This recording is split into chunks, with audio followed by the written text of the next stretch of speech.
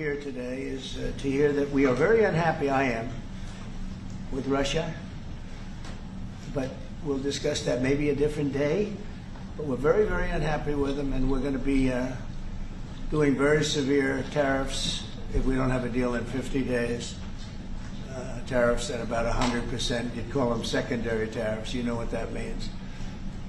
But today we're going to talk about something else. And as you know, we've spent $350 billion approximately on this war with Russia and Ukraine. And would like to see it end. It wasn't my war, it was Biden's war. It's not my war, I'm trying to get you out of it. And we want to see it end. I speak to him a lot about getting this thing done.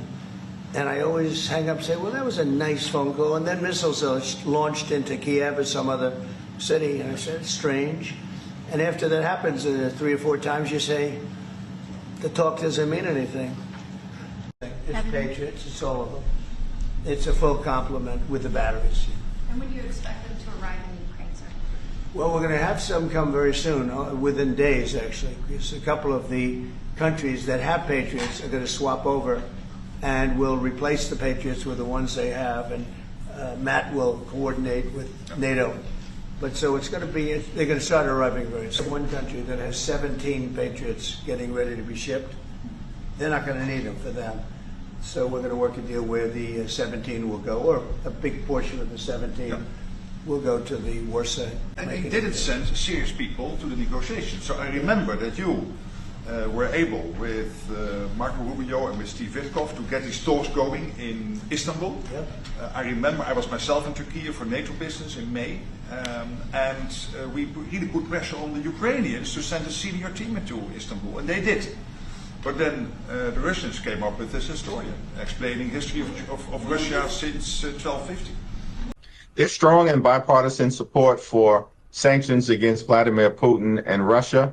And it's unfortunate that the Trump administration has spent months playing footsie with Vladimir Putin, and some would suggest bending the knee to an enemy of this country.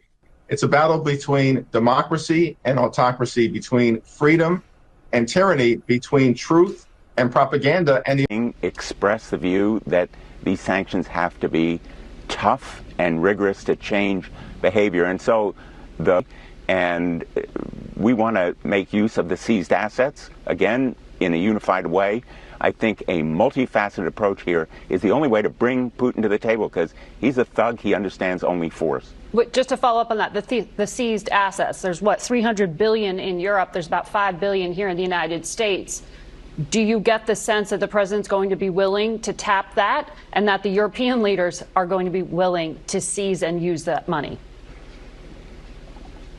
Part of the plan that I think will be sought in this meeting involving the Secretary General is for Ukraine to be given assets by NATO, and they're purchasing those military assets from the United States. But the seized property, the seized assets from Russia, can be accessed by the Europeans.